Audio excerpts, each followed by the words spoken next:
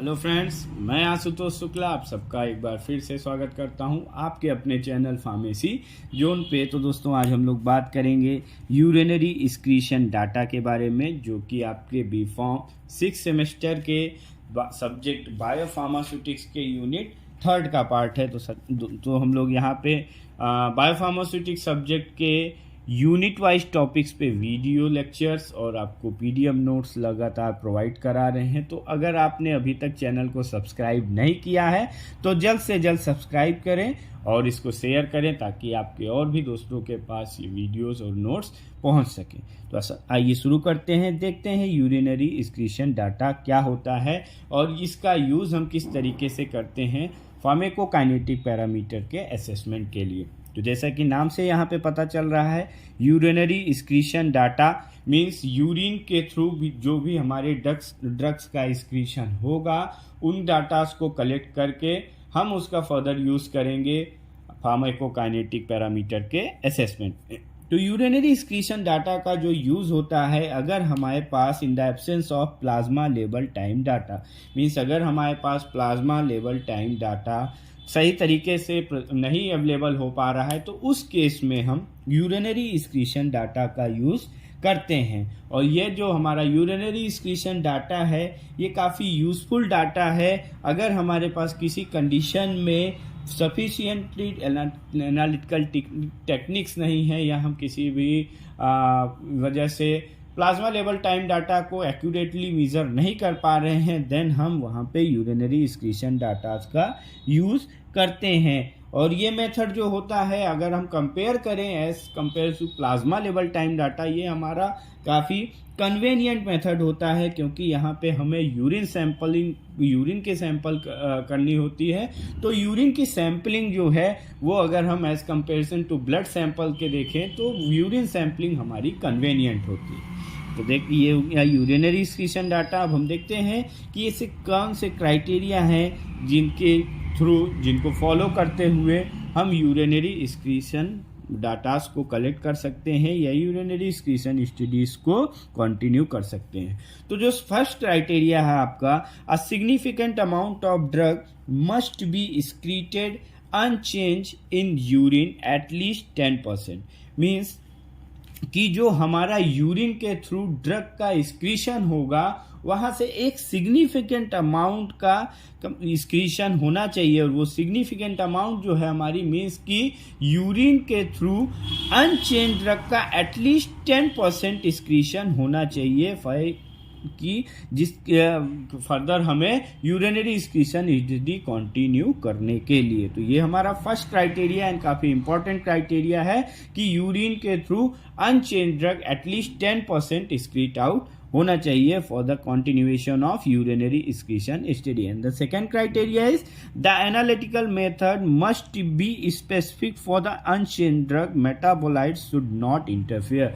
Means ये जो urinary excretion study होती है, ये हमारी एप्लीकेबल होती है अनचेंज ड्रग पे। मीन्स जो अनचेंज ड्रग हमारी यूरिन के थ्रू एक्सक्रीट आउट होंगी, उसी पे ये एप्लीकेबल होगी। मेटाबोलाइट्स इस स्टडी में इंटरफेयर नहीं करेंगे, या मेटाबोलाइट्स को हम यूरिनरी एक्सक्रीशन स्टडी में काउंट नहीं करेंगे।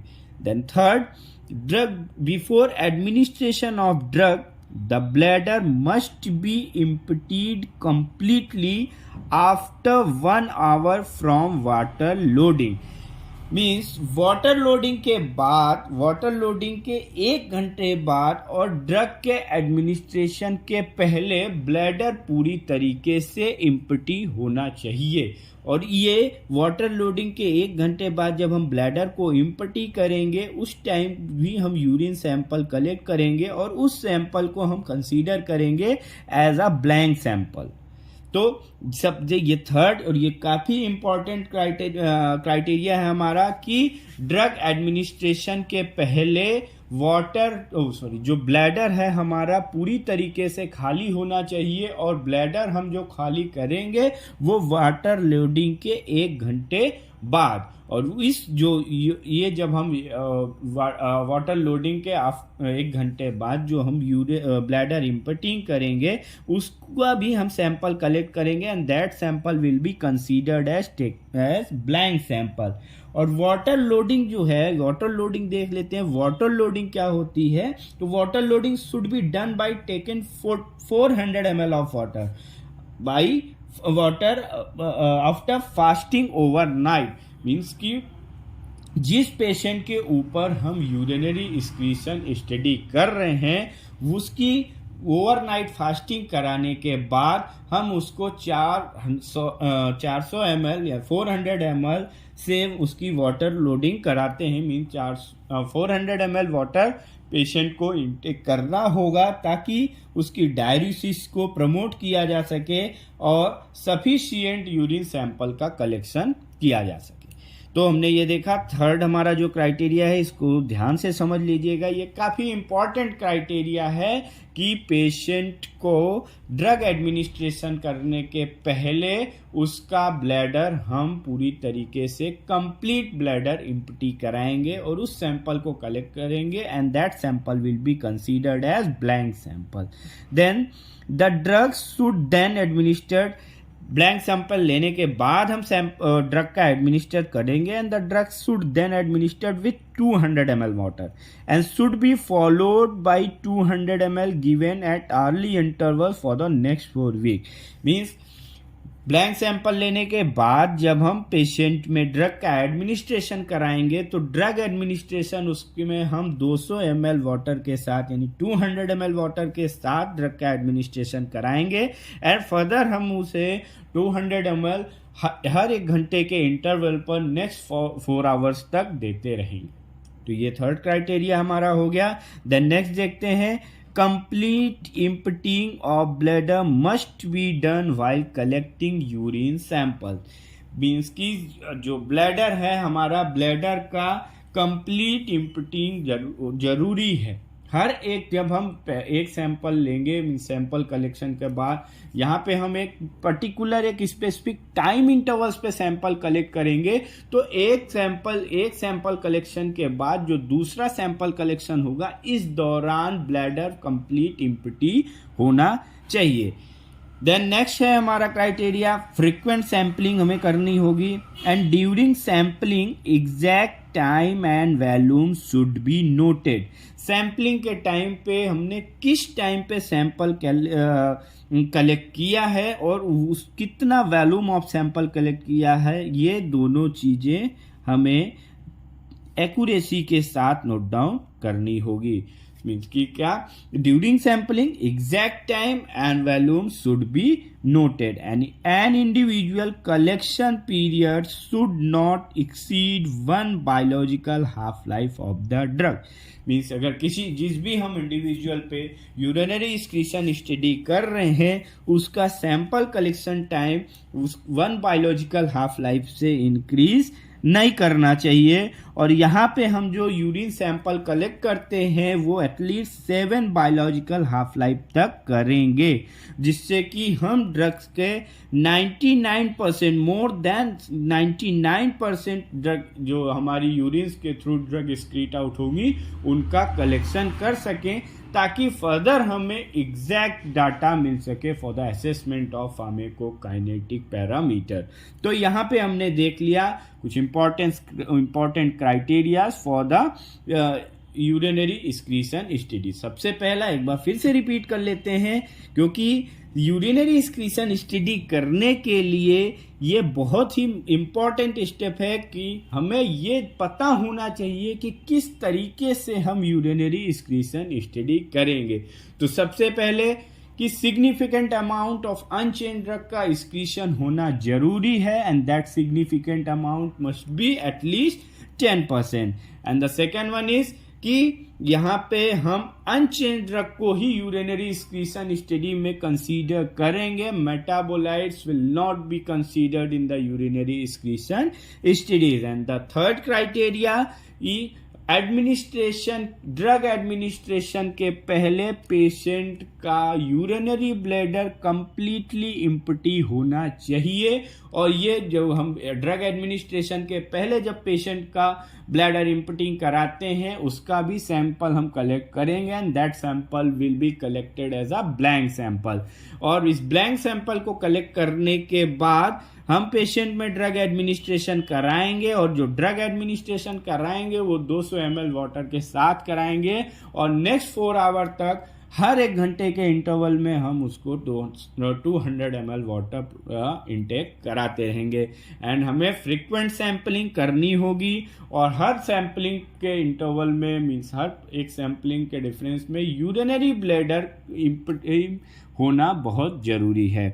एंड द नेक्स्ट, जब during sampling exact time and volume should be noted, and जो इंडिविजुअल कलेक्शन टाइम पीरियड है, हम पेशेंट में सैंपल कलेक्ट करेंगे किसी इंडिविजुअल में, वो सैंपल 1 बायोलॉजिकल हाफ लाइफ से एक्सीड नहीं होना चाहिए, और हम सैंपल कलेक्शन करेंगे वो 7 बायोलॉजिकल हाफ लाइफ तक करेंगे, ताकि हम मोर देन 99% एक्सक्रीटेड ड्रग को कलेक्ट कर सकें।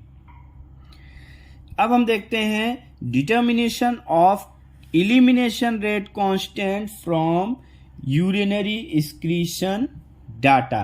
एंड जो यूरिनरी excretion डाटा है, डिस्पोजिशन जो है हम इसको यूरिनरी excretion डाटा के थ्रू ही हम उसको फाइंड आउट कर सकते हैं। या डिस्पोजिशन का असेसमेंट, डिस्पोजिशन में आपको पता है कौन कौन सी प्रोसेस आती है। यहाँ पर डिस्पोजिशन में हमारी क्या आएगी, distribution and elimination for the metabolism and excretion. तो अनचेंज जो डिस्पोजिशन फैक्टर्स है उसका एलिमिनेशन हम यूरिनरी एक्सक्रीशन डाटा के थ्रू ही कर सकते हैं। तो अब हम देखते हैं कि इस यूरिनरी एक्सक्रीशन डाटा से हम कैसे एलिमिनेशन रेट कांस्टेंट को फाइंड आउट करते हैं। The first order elimination rate constant can be computed from urinary data by 2 methods। First order elimination rate constant को यूरिनरी एक्सक्रीशन डाटा से कलेक्ट करने के लिए हमारे पास 2 मेथड हैं। First method is rate of excretion method, and second one is sigma minus method. तो पहला हम देखते हैं रेट एक्सक्रीशन मेथड क्या है। तो रेट एक्सक्रीशन मेथड यहाँ पे हम देखते हैं, rate excretion method, rate of excretion को हम रिप्रेजेंट करेंगे dxu अपॉन dt से, और ये जो हमारा एलिमिनेशन रेट है ये फर्स्ट ऑर्डर काइनेटिक्स को फॉलो करता है। तो यहाँ पे हमारे लिए जो हमारे पास जो इक्वेशन बनेगा वो इक्वेशन बनेगी dxu upon dt is equal to KEX। dxu dt आपका क्या रिप्रेजेंट करेगा, ये rate of urinary drug excretion को रिप्रेजेंट करेगा, एंड KE आपका क्या है, first order urinary excretion rate constant है, and X is the amount of drug in body. अब क्योंकि ये जो हमारा एलिमिनेशन रेट कांस्टेंट है ये फर्स्ट ऑर्डर रिएक्शन को फॉलो करता है, तो according to first order kinetics हमारे पास फर्स्ट ऑर्डर काइनेटिक्स के अनुसार या इसके अकॉर्डिंग हमारे पास x की जो वैल्यू है वो है x is equal to x0 e की पावर माइनस KET। आपने फर्स्ट ऑर्डर काइनेटिक्स या फर्स्ट लीनियर काइनेटिक्स को पढ़ा है, वहां पे ये हमें वैल्यू x की ये वैल्यू मिलती है। तो ये x की वैल्यू को हम इक्वेशन नंबर 1 में पुट करते हैं, देखते हैं हमें क्या मिलता है। तो x की वैल्यू यहाँ पे पुट करने पे हमें मिलेगा dxu upon dt is equal to KE x0 e की power minus KET। Means rate of urinary drug excretion जो हमें मिलेगा वो मिलेगा KE x0 e की पावर माइनस KET। अब फर्दर इसको हम लॉग फॉर्म में कन्वर्ट करेंगे, तो लॉग फॉर्म में कन्वर्ट करने से हमें मिलेगा log dxu upon dt is equal to log KE x0 minus KET upon 2.303। तो यहाँ पे इस इक्वेशन के हेल्प से हम एलिमिनेशन रेट कांस्टेंट को फाइंड आउट कर सकते हैं। And the above equation state that a semi-log plot of rate of excretion versus time yields a straight line with slope minus KE upon 2.303। अब हम देखते हैं कि इसका इस इक्वेशन का जो हमारे पास इक्वेशन है log dxu upon dt log ke x0 minus K E T upon 2.303, इसका इक्वेशन प्लॉट करेंगे तो y एक्सिस पे लेंगे हम log dxu upon dt means rate of urinary drug excretion को हम लेंगे y एक्सिस पे, एंड x एक्सिस पे लेंगे t, और ये जो t टाइम होगा, टाइम t होगा, ये mid point time of urinary collection, means कि यहाँ पे चूंकि हम कुमुलेटिव लेते हैं तो इसीलिए ये हमारा होगा mid point time of urinary collection, and y intercept पे हम लेंगे log के x0, तो यहाँ पे हमें ये लीनियर इक्वेशन मिलेगा, और ये स्लोप जो आएगा हमारा स्लोप इक्वल टू माइनस के अपॉन 2.303। तो ये हो गया हमारा रेट ऑफ एक्सक्रीशन डाटा। यहाँ पे हम इस इक्वेशन की हेल्प से ये स्लोप जो हमारा होगा, ये स्लोप होगा माइनस के ई अपॉन 2.303। तो यहाँ पे इस इक्वेशन की हेल्प से हम एलिमिनेशन रेट कांस्टेंट को फाइंड आउट कर सकते हैं। नेक्स्ट हम देखते हैं सिग्मा माइनस मेथड के बारे में।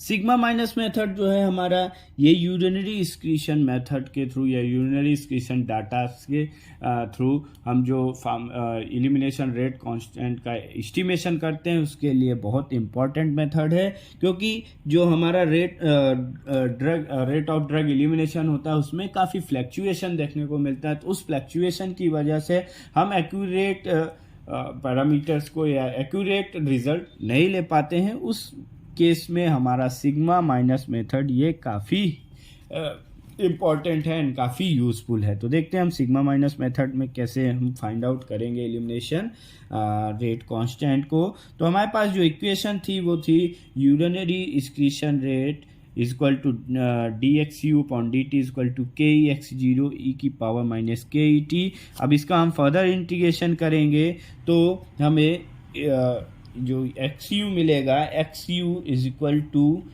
के E x zero upon K ई 1 माइनस ई की power minus K E T.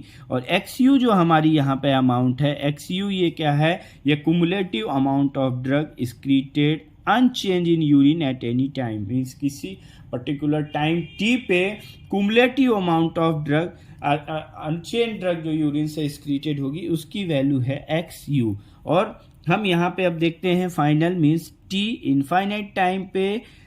अब जब हमने, चूँकि अभी आपने देखा था क्राइटेरियाज में कि हम जो यूरिन सैंपल्स कलेक्ट करेंगे वो 6 से 7 बायोलॉजिकल हाफ लाइफ तक करेंगे, ताकि हमारे पास 99% एक्सक्रीटेड ड्रग का कलेक्शन हो जाए। तो उसके लिए हम 6 से 7 बायोलॉजिकल हाफ लाइफ बाद, जब आफ्टर 6 to 7 हाफ लाइफ, हम जब इसका एलिमिनेशन रेट का कंप्यूटेशन करेंगे या कैलकुलेशन करेंगे तो उसके लिए हम टी लेंगे इनफाइनाइट टाइम पे, एंड ई की पावर माइनस, यहाँ पे जो ये ई की power minus K E T है, तो टी इक्वल टू इनफाइनाइट लेने पे जब हम यहाँ टी के प्लेस पे, यानी ये जो हमारी इक्वेशन है ई की power minus K E T, तो टी की जगह पे जब हम इनफाइनाइट रखेंगे तो ये वाला जो स्टेप है हमारा ये हो जाएगा 0।